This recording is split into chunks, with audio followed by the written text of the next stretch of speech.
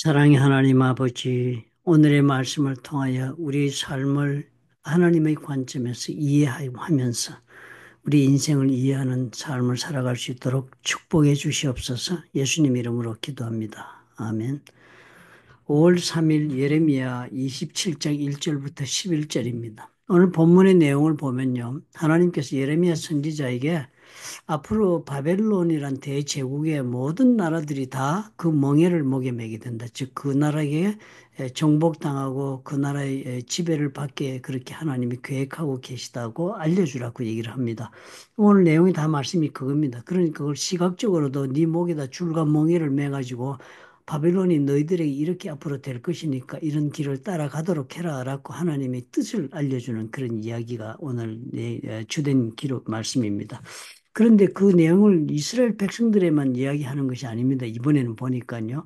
모든 주변에 이스라엘의 그 시드기야 왕을 만나러 온 사람들이나 관계되고 있는 주변의 모든 나라들, 에돔, 모압, 암몬, 두로, 시돈의 왕에게도 다 이 얘기를 전해주라는 거예요. 하나님의 이 뜻을 알려주라.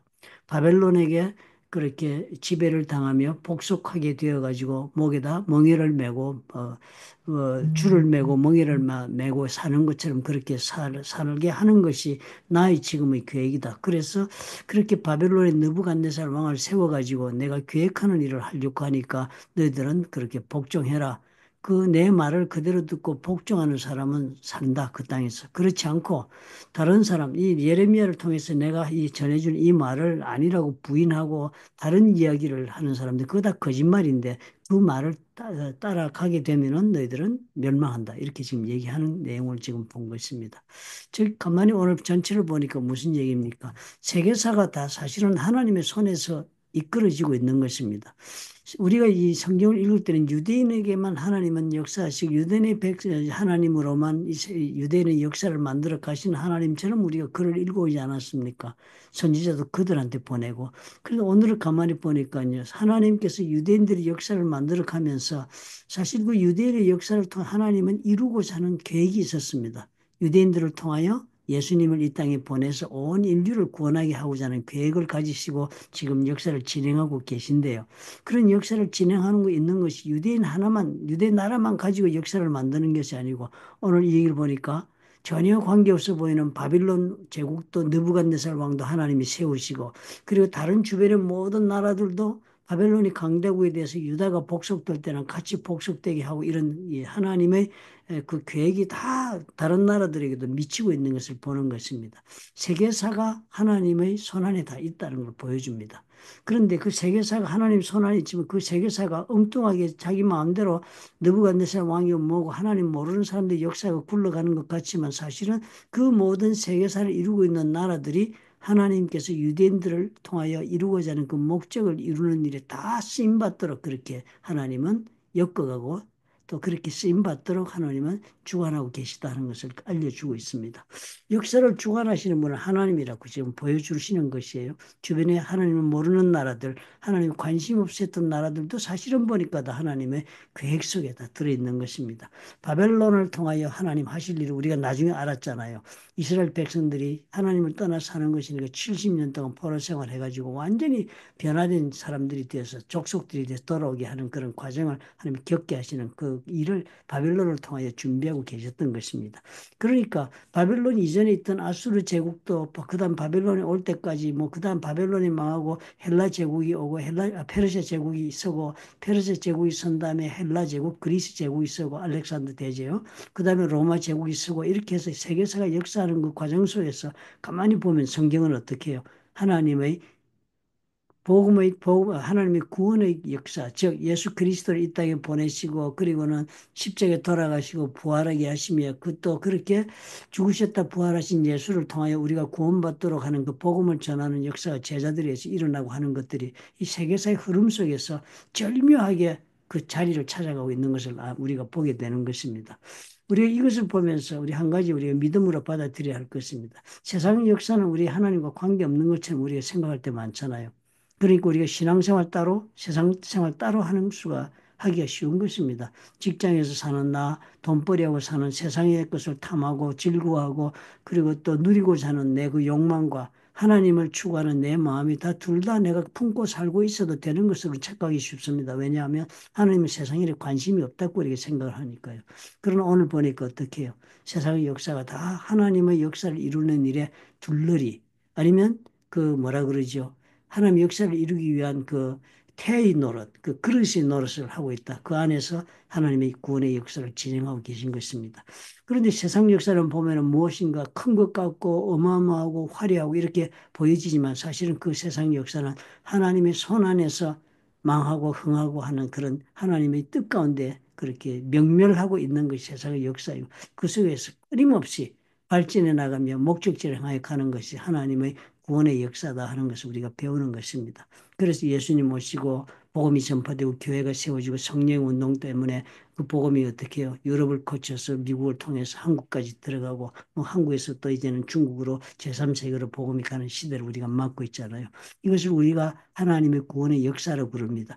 요한계시록에는 어떻게 해요? 그렇게 주님께서 십자가에 부활하시고 지금은 하나님 보좌 우편에 계시면서 다시 주님이 재림할 때를 준비하고 계신 것입니다. 이 땅에 이제 때가 되면 하나님의 때가 되면 이 땅에 오셔서 모든 예수 믿는 구원받은 사람들은 다 들림받고 나머지는 심판받아 하나님께서 이 자연과 이 모든 우주도 구원을 완성시키시는 그 때가 이제 온다고 요한계시록 우리에게 알려줍니다. 우리는 그런 시간을 살고 있습니다. 다시 오실 주님을 기다리는 시간, 우리 구원의 역사가 그 가운데서 우리 개인의 삶에도 지금 이렇게 진행되고 있는 것입니다. 우리는 구원의 3단계라는 말을 우리가 삼공부에서 많이 배웠는데요. 첫째, 우리가 예수를 믿어 구원을 받아 과거의 죄로부터 용서받는 사건이 있습니다. 그리고 그 이후로는 그런 우리가 받은 일회적 구원의 사건이 우리 매일매일의 삶 속에서 말씀을 통하여 성화되어 그리스도를 닮은 사람으로, 즉 천국의 자녀의 사람의 모습으로, 천국 자녀의 모습으로 우리가 변화되어가는 구원의 그렇게 발전해 나가는 성화의 과정을 우리가 겪습니다. 그것이 구원의 현재 단계, 현재 진행형의 모습입니다.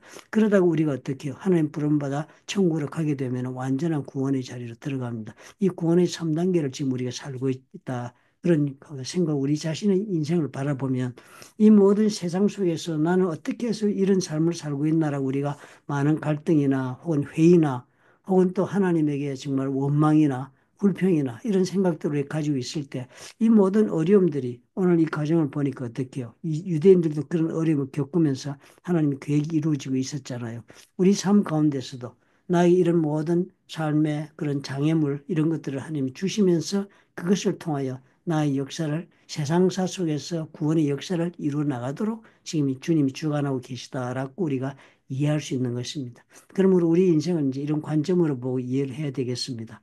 하나님께서 내 삶 속에 하나님이 정말 원하시는 계획을 이루시기 위해 그 원하시는 계획이 뭐예요? 내가 하나님의 자녀다운 자녀가 되도록 만들고자 하는 것이 하나님의 나를 향하신 계획이시니까요. 내가 정말 진정한 하나님의 자녀가 되면 그것이 최고의 성공이 되는 것입니다. 그것을 하나님이 이루시기 위해 나에게 어떻게 해요? 세상사 속에 많은 일들을 삶의 숙제로 주면서 내가 그 과정들을 통하여 그 관계 속에서 하나님의 구원의 길을 찾아갈 수 있도록 하나님은 나를 지금 이끌어가고 계시다. 그렇게 나의 인생을 이해해야 되겠습니다. 그러므로 삶에 내가 가지고 있는 모든 고난이나 해석할 수 없는 문제점에 관해서는 우리 하나님 앞에 그런 믿음의 눈으로 바라보고 이 모든 일들을 통해 내가 하나님이 기뻐하시는 자녀의 모습으로 변화되는 그런 계기를 만들어주고 과정을 이룬다라는 믿음으로 자기 인생을 이해하고 믿음으로 오늘도 우리가 살아갈 수 있어야 하겠습니다. 주님 은혜 감사합니다. 우리의 삶의 문제, 세상적인 문제가 우리의 짐이지요. 우리 어깨에 지고 있고 참으로 수고하고 또 때로는 원망하고 불평하기 딱 좋은 그런 문제들을 우리는 겪기도 합니다. 그거 다 세상의 문제죠. 그러나 그 세상사의 모든 문제를 통해 하나님은 이스라엘의 역사를 진행하였던 것처럼 우리 삶 속에서도 구원의 역사를 완성시켜 가신다는 것을 믿음으로 바라보고 이해하는 우리가 되도록 도와주옵소서. 오늘 예레미야의 말씀이 바로 우리에게 이런 이해를 주시기 위하여 하나님 우리에게 알려주시는 성경의 말씀이신 줄로 압니다. 주님 축복해 주옵소서. 오늘의 고난이 아니라 더욱 하나님의 자녀로 변화되어가는 그런 삶의 한 과정으로 하나님 우리가 받아들이며 인생에서 그렇게 참으로 살아갈 수 있도록 축복해 주옵소서. 예수님 이름으로 기도합니다. 아멘. 내 삶에 고난을 주신 것이 그래서 감사합니다. 또 내 삶에 남들과는 다른 문제를 주신 것이 그래서 감사합니다. 남들과는 다른 구원의 그런 역사가 내 인생 과정 속에서 일어나고 있다는 그런 증거가 되겠습니다. 믿음으로 오늘도 그러므로 하나님을 바라보 소망 가운데 오늘의 내가 받아들이기 어려운 그런 삶의 문제들도 믿음으로 바라보면서 우리 걸어가 보십시다. 주님은 살아계시다. 나와 함께 하신다는 믿음으로. 주님은 지금 나를 하나님 보좌 우편에서 위에 기도하고 계신다는 그 약속의 말씀을 믿고 한번 살아보십시다.